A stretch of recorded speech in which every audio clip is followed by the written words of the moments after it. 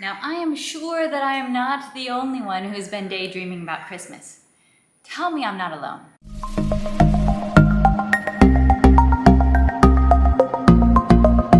Hello, it is Rachel from 7 and All, and in today's video, I'm just gonna be chatting with you guys about homeschool planning and planning for the month of December.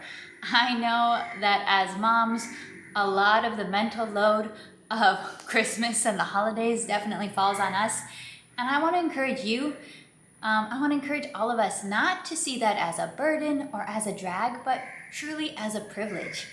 We get to be the people that shape the holidays. We get to be the people that shape Christmases for our family. We get to.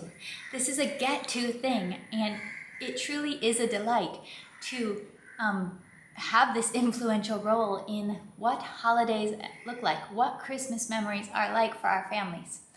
So I want to begin by encouraging you with that, and I'm going to give 2 general principles that I challenge all of us to think about.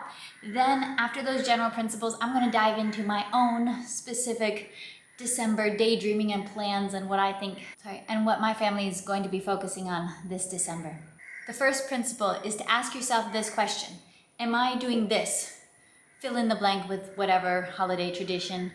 Am I doing this because it's a high value to me and to my family? Or am I doing this because it seems like it's the thing that ought to be done, or I saw someone else doing it? Ask yourself that question and answer it honestly, because I think this is very impactful in our enjoyment and our peace during the holiday season. We should be able to genuinely answer that, yes, I am doing this because this is something that is a high value to me and to my family. Just to give a silly example, I make a big batch of homemade hot cocoa mix every December. I'm not telling everyone you need to do that by any means, but I do it every December, and I do it because I love drinking hot chocolate in December. There's really no reason to do that. It is hot all year round where I live. There's no reason for me to drink hot chocolate in December, but I enjoy it. I look forward to it. And I'm sad every year when the mix runs out and it's done, but I know I can look forward to it again the next year. I delight in my Christmas hot chocolate. So mixing up that homemade mix, having my kids help me mixing it all up, that is something that I do because I want to. It's not any pressure that's added to. So I encourage you to think that way. Think about what is a high value to you. There will be more serious examples than hot chocolate mix, but think about what is value for you and your family, and focus on doing those things. Prioritize those things. All right, the second major principle is that as you approach your own December and Christmas planning, be very realistic about your own life season. So you might hear of other families that have this beautiful tradition of sitting together in the evening calmly around lighted candles and doing these beautiful Advent readings, singing hymns around the candles. And you might think, that sounds so wonderful and I want those memories for my family. But you might also have 3 kids under 4. And you need to be realistic. There's probably not going to be a lot of joy connected with lighted candles and toddlers. And there's maybe not going to be a lot of peace connected with that kind of scenario. Or, maybe you do have the peaceful kind of toddlers. I don't. So I don't try to incorporate lighted candles into my own Advent traditions in these early years of life. But think about your own life seasons. If you're having a baby this December, if you have toddlers, that's going to shape things. So be very aware of the realities of your current life season. And your life season will not last forever. No single season of life lasts forever. It could be a very long season, but it will not be forever. There will be other seasons of life where you don't have toddlers at Christmas. And you're probably going to miss it. So that's my encouragement to you, is to seek joy and seek peace in your own season, and don't choose to be jealous of other people's seasons. There is nothing good that comes out of that. Now, on to my own December planning. For me, I am an American. I was born in Michigan, grew up with much more traditional Christmases, going outside and making snowmen in December and big old family gatherings with a turkey and a ham. And now I am raising my own children Overseas in Southeast Asia, in the tropics, where it is hot and sunny all year long, we cannot get turkeys, we cannot get hams. Those are, even if you can get them, they're just way too expensive and it is not worth it. So we have non-traditional Christmas foods. Christmas definitely looks different from how it was when I was growing up, and my own Christmas is going to look a little different from yours. Each family will have their own unique traditions that fit their own lifestyle. And I do want to hear, what are some of your most treasured December traditions? What do you like to do for your homeschool and your family in December that just makes Christmas wonderful for you? Some homeschool families decide to take the entire month of December off of normal homeschool studies and just focus on Christmas school throughout the month. We do a bit of a hybrid, and that's what I'm really planning this year. My husband is a school teacher and he gets a pretty long Christmas break off from school. This year it's actually going to be about 3 full weeks, I think. So we typically are always off school when my husband is off of school. Because, hey, dad's around, we can go. Sometimes we travel. I don't really think we have any travel plans this time. So his break falls usually end of December and beginning of January. But we will be doing just a normal school routine while he's still at work for the first 3 weeks of December. But I said normal school routine. It won't be quite normal.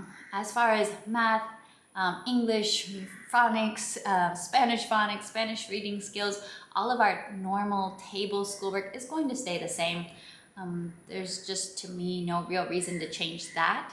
But we will be incorporating some Christmas school for those 3 weeks of school that we're doing in December. I have been using Gentle and Classical Sequence 1 for our history, geography, Bible, literature portion, all the riches portion of our school this year. And it actually works out really nice. We started this, I don't know, maybe around April, May kind of time frame. And at the end of December, we're finishing Unit 24, which is the end of Term 2, leaving us with only one more 12-week term in this curriculum. That's finishing right perfectly at the end of November. So I did not plan it that way. I'm not the kind of person that pre-schedules all that out. It just nicely worked out that then we can spend those 3 weeks of December school during our morning times. We're not going to continue with more units of Sequence 1 for the month of December. We'll just switch all of our readings, our hymn singing, kind of that riches portion of our school to Christmas school. So both our normal morning time of day and then late morning right before lunch, I usually do a history lesson reading from history books. Both of those portions of the day are going to become Christmas reading themed Christmas stories as well as Christmas hymns, and we'll get a little bit of Christmas handicrafts in there.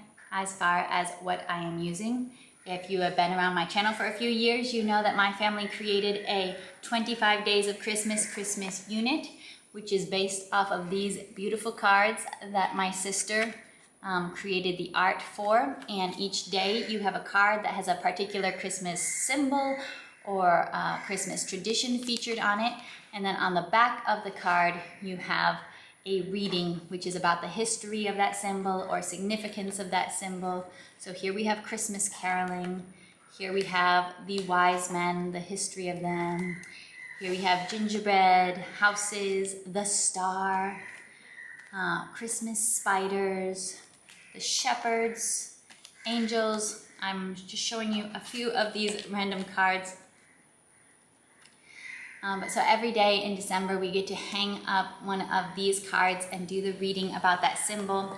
This unit also comes with a parent guide that just has a one-page, really simple menu, I call it, for each day, where it also has the reading in case your kids are holding on to the card. It has the reading, it has a scripture reading, it has a recommended song for you to do, a simple activity that often is based off of the printables that we have that are part of the parent guide. It has a suggested picture book for you to read, and it always has a feeling extra activity where you can go further for this day. It's okay, make your gingerbread houses.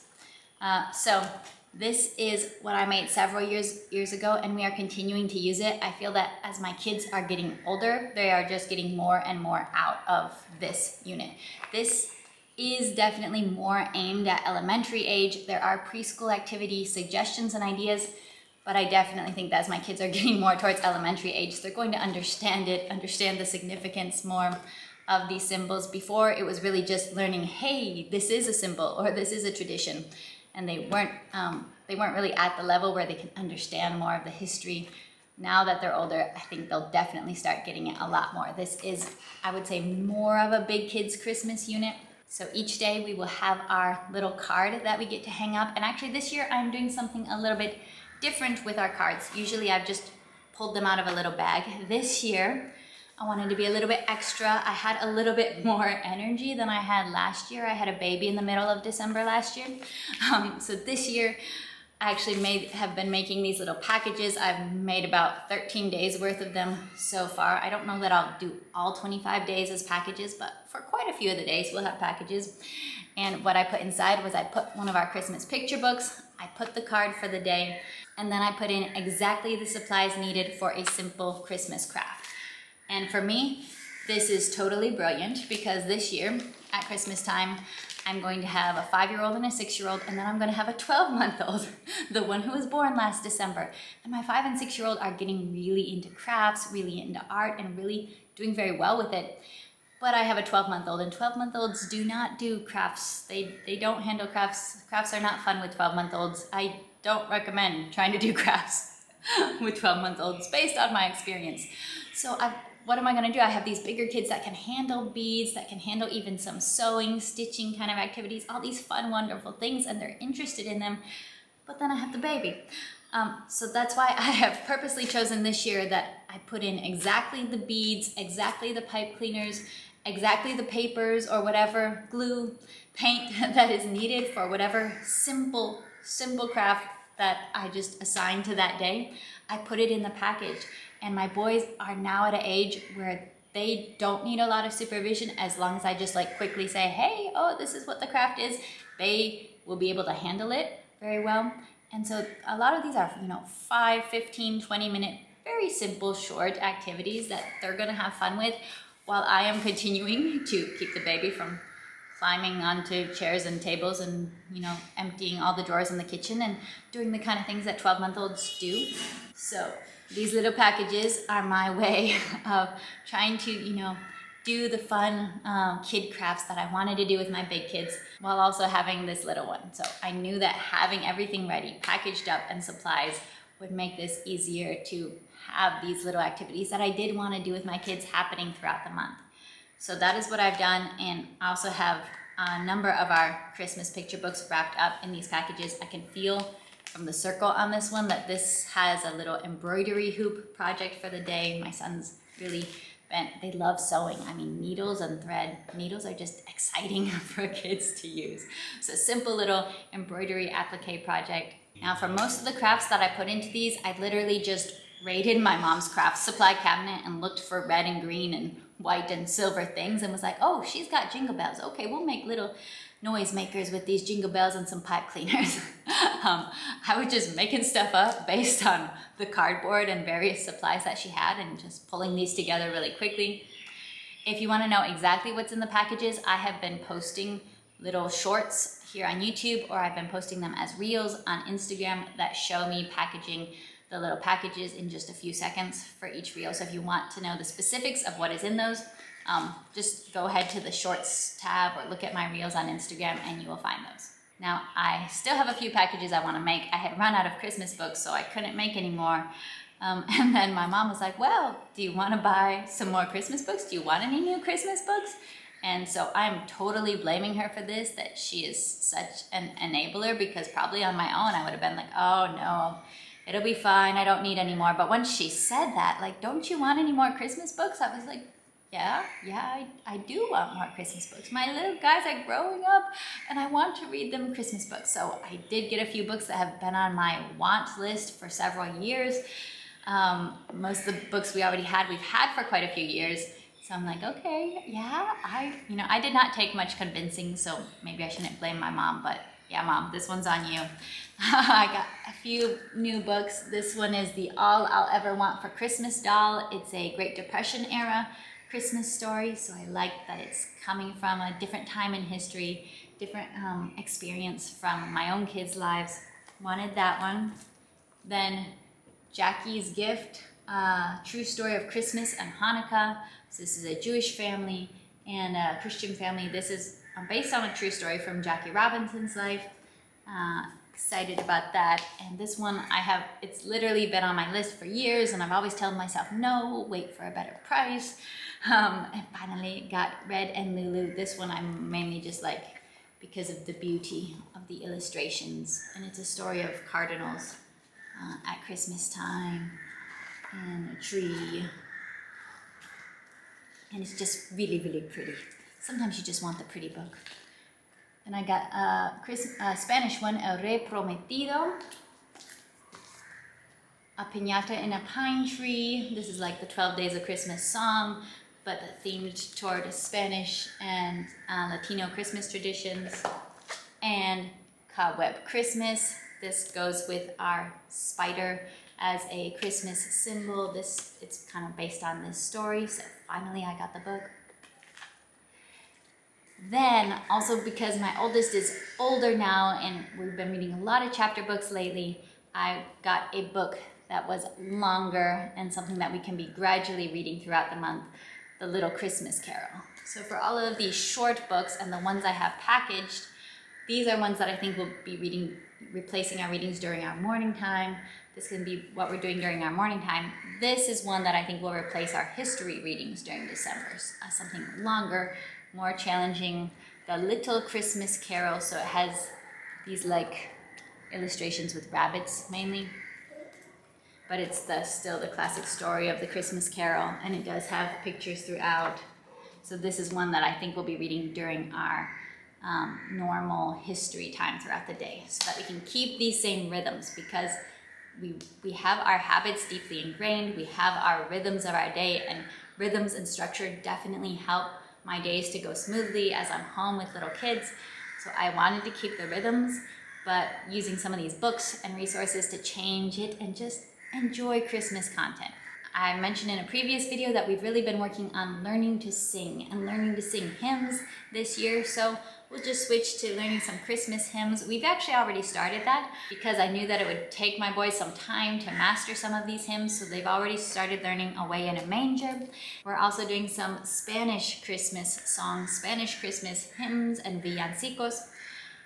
So La Primera Navidad is the one that we have started with, and my son really loves this one. He loves singing Noel. So this is our first one that we started with. I just found a free printable on Teachers Pay Teachers, Noche de Paz, Pueblecito de Belén, and Burrito Sabanero. So we're working on both those Spanish Christmas songs and English Christmas songs, and really learning not just to listen to them, but to sing to them this year. We will also, of course, be making time to watch some Christmas movies, have some Christmas movie nights. I'm hoping to be able to have some friends over for like a Christmas movie night, maybe even a cookie decorating night. I am obviously feeling so much better than I was feeling last December at 9 months pregnant. So I feel like I'm coming alive again. And I had a question for you guys. I also have a baby who's having a first birthday right smack in the middle of December. I've never had a close family member who had a December birthday. I have a summer birthday, and I always thought that summer birthdays were perfect because it's like exactly halfway across the year from Christmas. I was like, that's the best time to have a birthday. And now I have a baby with a December birthday. As a kid, I always thought, oh man, that'd be sad to have your birthday right next to Christmas.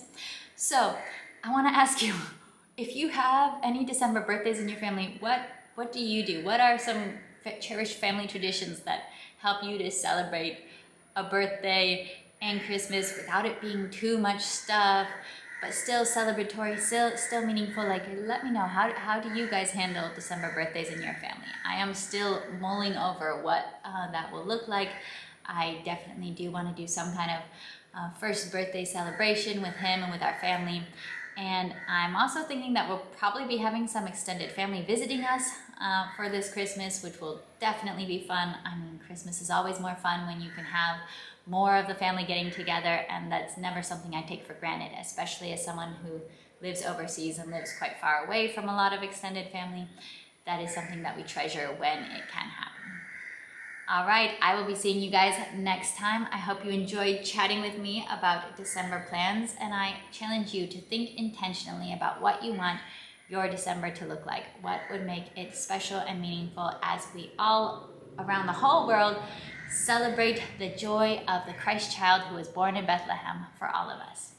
All right, bye.